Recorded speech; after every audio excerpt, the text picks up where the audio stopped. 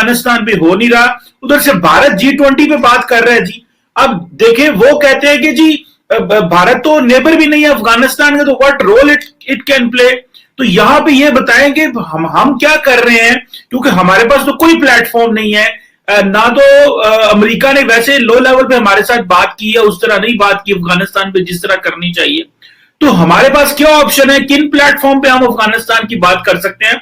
आज तो वैसे PIA ने अफगानिस्तान की फ्लाइटें भी बंद कर दी हैं, तो how do you see this? Cheema साहब, मैंने बल्कि यहीं से शुरू करना था जो आपने शुरू कर दिया PIA का। मैं बल्कि यहां पे ये भी बताना जरूरी समझूंगा कि PIA का फ्लाइट ऑपरेशन कैंसिल क्यों किया गया। वो इसलिए कैंसिल किया गया कि वहां पे जो आपका कंट्री चीफ है उसको तालिबान ने एक दिन पूरा गन पॉइंट पे बिठाए रखा है और उस पर इल्जाम लगाया है कि तुम यहां से हमारे अफगानियों को भागने की मदद कर रहे हो। आपके साथ तालिबान की ये अलाइनमेंट है। अच्छा। और आप दुनिया को कह रहे हो कि आप इनसे डायलॉग करें, आप खुद क्यों नहीं डायलॉग कर रहे हो उनके साथ? आपके साथ बदएतमादी क्यों है तालिबान की? वो आप पे भी एतमाद नहीं करते। आप दुनिया को कह रहे हो कि वहां पे डॉलर डालो, डॉलर फेंको, और दुनिया को कहते हो डायलॉग करो, इनको रिकॉग्नाइज करो, लेकिन आपके हालात ये हैं कि आपकी एयरलाइन ने आज वहां पे अपना फ्लाइट ऑपरेशन बंद कर दिया। और वजह यह है कि तालिबान आपके ऊपर बदएतमादी है उनको, कि आप उनके लोग या पैसे लेके भगा रहे हो या वैसे भगा रहे हो। ये आपके तालिबान के साथ हालात है।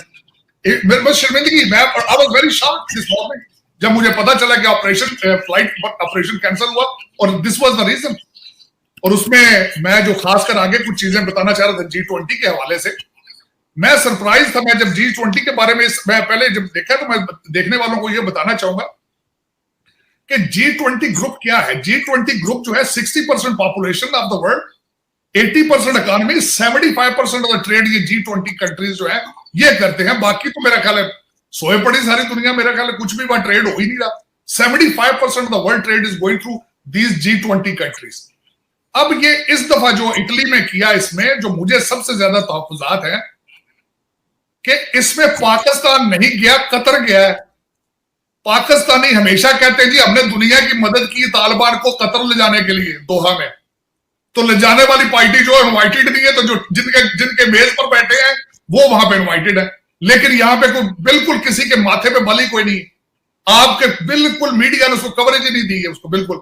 मैं एक सितम जरीफी पाकिस्तान के अंदर इस वक्त जो मैं देख रहा हूं, एक तो मैं इसके आपके अमित शाह की स्टेटमेंट को आपके पाकिस्तान के इंटरनल हालात के साथ भी अटैच करूंगा कि आपके दुश्मन आपको कैलकुलेट कर रहे हैं, आपके दुश्मन आपकी इंटरनल पॉलिसी को देख चुके हैं कि आपके अंदर क्या क्या कमजोरियां हैं और वहां से वो बढ़ के मार रहे हैं।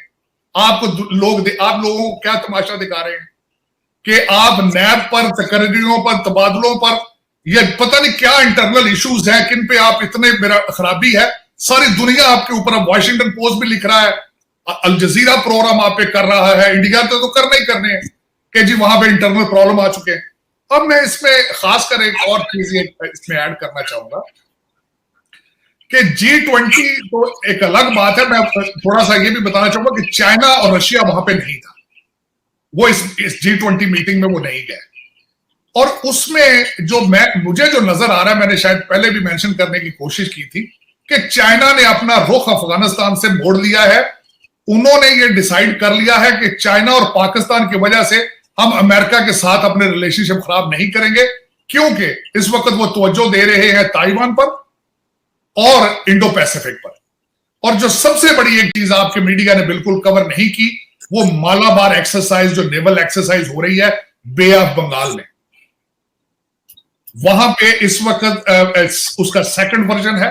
पहला वर्जन जो अगस्त में हुआ है, अब जो इस वक्त जो दूसरा वर्जन है वो पहले से भी लार्जर स्केल पर है। वहां पे इंडिया के शिप रणविजय और सतपुरा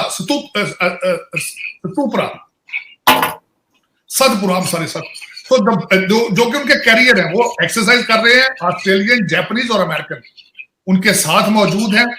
आप इंटरनल इश्यूज आपके वो संभले नहीं जा रहे आपसे, लेकिन एक्सटर्नल आपके बे ऑफ बंगाल, आपके मुंह के ऊपर एक्सरसाइजेस हो रही है, वॉर एक्सरसाइजेस।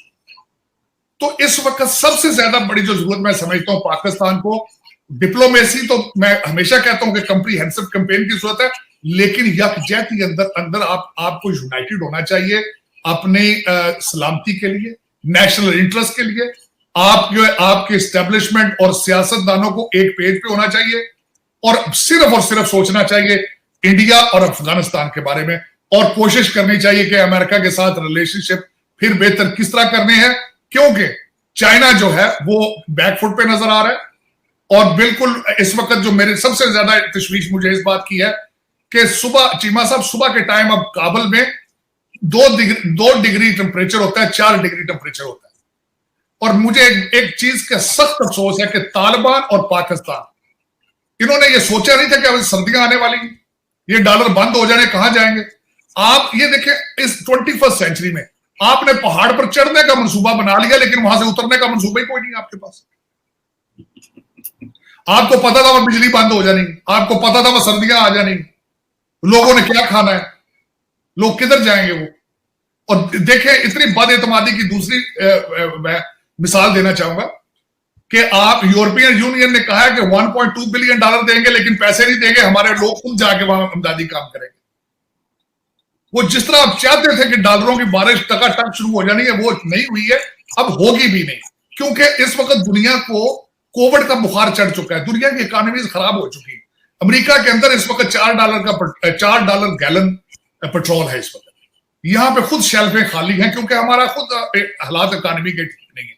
तो आपको किस तरह देंगे जो अपने हालात नहीं ठीक उनके। तो इन हालात में आपने सोचा ही नहीं था कि जब जाके आपने नारे मारे, जश्न मनाए, आपने झंडे लगाए तालिबान के, तो असी जीत गए। लेकिन अब आपने सोचा नहीं था कि बाद में खाना क्या, इसके बाद जीतने के बाद आपको भूख भी लगनी।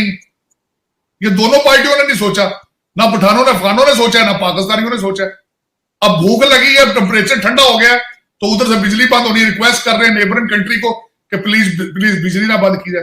तो इस वक्त एक केयास है, और उसमें बिल्कुल इस वक्त पाकिस्तान, इस वक्त जो सियासी हालात चल रहे हैं चीमा साहब, मैं ये बिल्कुल एक्सपेक्ट नहीं कर सकता था, और मेरे लिए मजीद ना उम्मीदी और मायूसी है।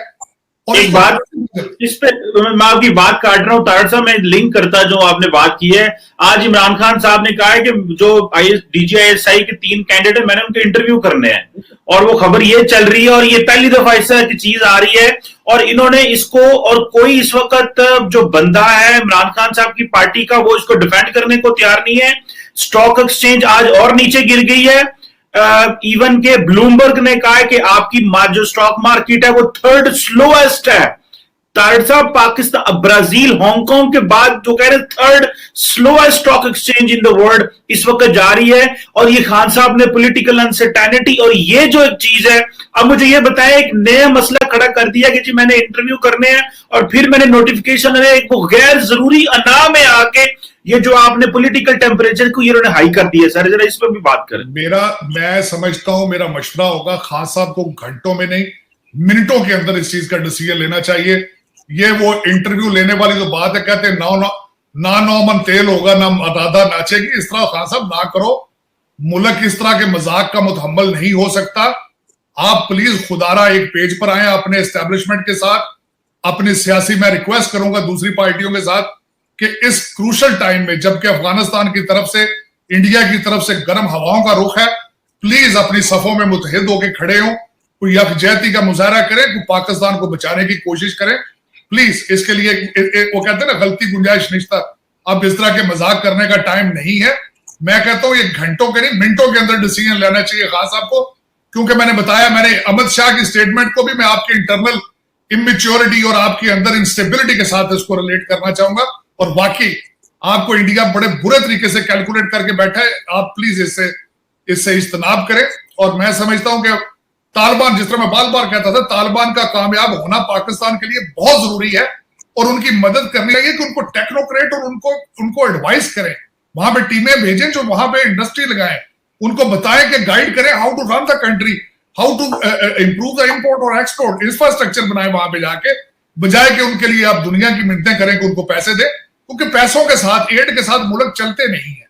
आपको भूख लगती है, अपने रोजाना सिस्टम चलाना है, तो उनका कोशिश करें, इंफ्रास्ट्रक्चर बिल्ड करें, और अपने इंफ्रास्ट्रक्चर पे भी तवज्जो दें, करप्शन से जान छुड़ाएं।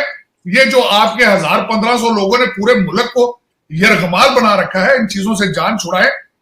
ये सिर्फ ये मेरा मकसद है कि मजहबी तकारीर के साथ इस तरह नहीं होगा, उस पर अमल भी कुछ करें। हजरत उमर की जो तालीमात है उस पर अमल किया जाए, बजाय सिर्फ ये कि लोगों को वो तालीम का लेक्चर दे देना और अपने जो 7 बच्चे बैठे हैं कैबिनेट में वो सारे टकाटक में उन्होंने मशीनें लगाई डॉलर बनाने वाली, वो उस पर ध्यान दें। उन पे इस तरह तो नहीं चलेगा ना काम। ये तो फिर देखें, ये सारी दुनिया को पता, देख रही सारी दुनिया, आपको चेक कर रहे, अमेरिकन भी ट्रस्ट नहीं कर